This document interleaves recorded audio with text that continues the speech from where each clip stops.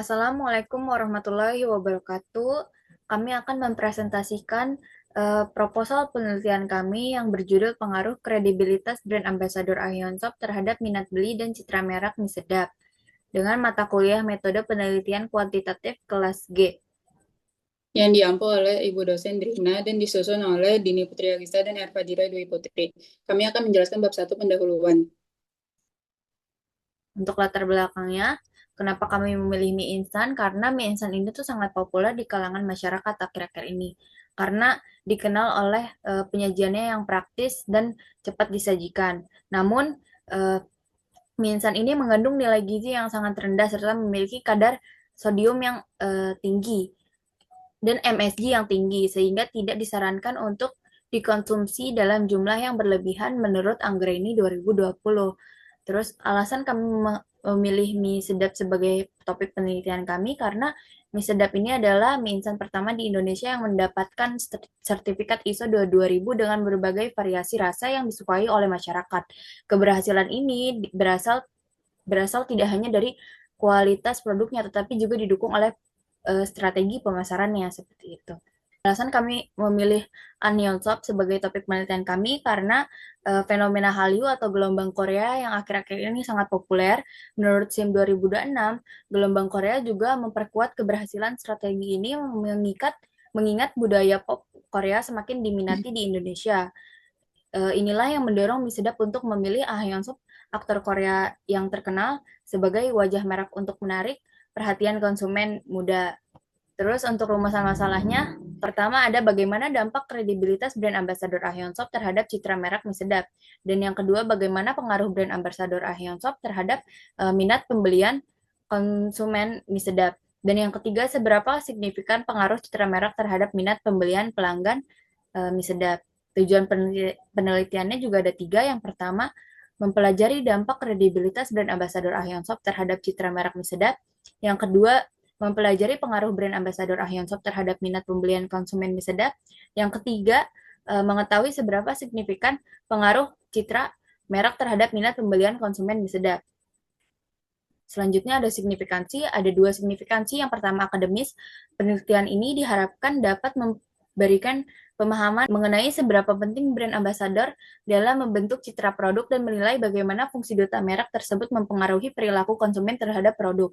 Dan yang kedua, signifikansi praktis, penelitian ini diharapkan dapat memberikan pemahaman bagi perusahaan lain terkait pemilihan brand ambassador dan metode promosi, serta menggali cara-cara untuk menyusun strategi pemasaran yang lebih menarik dengan memanfaatkan popularitas duta merek tersebut.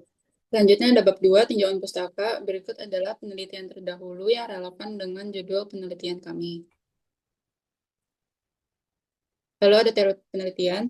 Kami menggunakan teori kredibilitas sumber yang dikemukakan oleh Holland Janis dan Kelly pada tahun 1953. Hal ini relevan dengan strategi pemasaran produk mie sedap yang menggunakan brand ambassador Onion Shop sebagai komunikator. Lalu ada konsep penelitian kredibilitas. Ya, ada tiga dimensi kredibilitas menurut Ohanian. Yang pertama ada keahlian, kejujuran, dan daya tarik. Lalu ada konsep penelitian brand image. Menurut Keller 1993 terdapat tiga dimensi, yaitu kekuatan asosiasi, kesukaan terhadap merek, dan keunikan merek. Selanjutnya yang terakhir ada konsep penelitian minat beli. Menurut Ferdinand, terdapat empat dimensi. Minat transaksional, minat referensial, minat preferensial, dan minat eksploratif. Berikut adalah kerangka pemikiran dari penelitian kami. Terdapat judul, yaitu pengaruh kredibilitas brand ambassador Ah Hyun Suk terhadap minat beli dan citra merek mie sedap. Lalu di bawahnya ada teori kredibilitas sumber yang berbunyi bahwa sumber efektivitas suatu komunikasi persuasi sangat bergantung pada tingkat kredibilitas sumber yang ditentukan dari keahlian dan kepercayaan sumber tersebut. Tingkat kredibilitas seorang komunikator mempengaruhi perilaku audiens. Di bawahnya terdapat tiga variabel, yaitu kredibilitas sebagai variabel X, lalu minat beli sebagai variabel Y, dan citra merek sebagai variabel Z. Kredibilitas berpengaruh terhadap minat beli dan citra merek, lalu minat beli berpengaruh terhadap citra merek. Selanjutnya, ada hipotesis dari penelitian kami. H1, terdapat pengaruh positif dari kredibilitas brand ambassador An Hyun Suk terhadap brand image.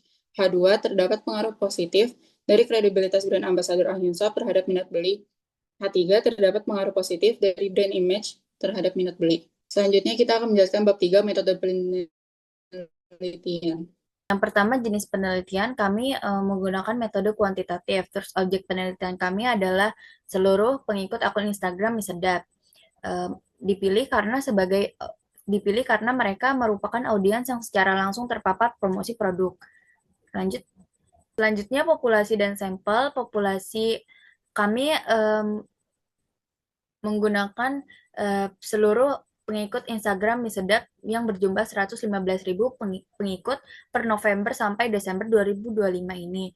Terus sampelnya kami menggunakan teknik purposive sampling dengan kriteria responden berusia 18 sampai 20 tahun dan mengenal Ah Hyun Sop sebagai brand ambassador mie sedap. Dengan menggunakan rumus Lovin diperoleh jumlah sampel sebanyak 40 responden. Terus teknik pengumpulan datanya, penelitian ini memanfaatkan skala Likert untuk mengevaluasi tanggapan responden terhadap tiap pertanyaan. Eh, Penerapan skala ini membantu dalam mengidentifikasi kecenderungan positif, negatif, atau netral dari responden terhadap variabel yang sedang dianalisis. Berikut adalah sumber data yang kami gunakan, yaitu data primer dan data sekunder. Data primer kami kumpulkan dari kuesioner yang akan kami bagikan kepada followers yang memenuhi kriteria sampel dengan G-Form. Digunakan untuk mengukur pengaruh kredibilitas brand ambassador Onion Shop terhadap secara market dan minat beli. Lalu data sekunder kami ambil dari literatur atau jurnal terdahulu yang relevan dengan penelitian kami. Berikut adalah tabel operasionalisasi variabel kami. Lalu selanjutnya ada teknik analisis data. Penelitian kami menggunakan SEM PLS dengan aplikasi RPLS untuk menganalisis hubungan antar variabel laten sekaligus dan mengukur variabel yang tidak dapat diukur secara langsung. Menggunakan pengukuran outer model.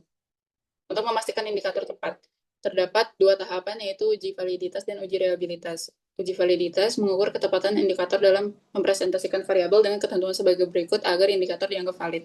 Lalu uji reliabilitas mengukur konsistensi indikator, ketentuan sebagai berikut agar variabel dinyatakan reliable. Berikut adalah model struktural inner model, digunakan untuk mengevaluasi hubungan antar variabel laten dengan tahapan pengujian sebagai berikut. Uji model fit untuk mengukur kesesuaian model dengan data dengan ketentuan sebagai berikut agar model dinyatakan cocok.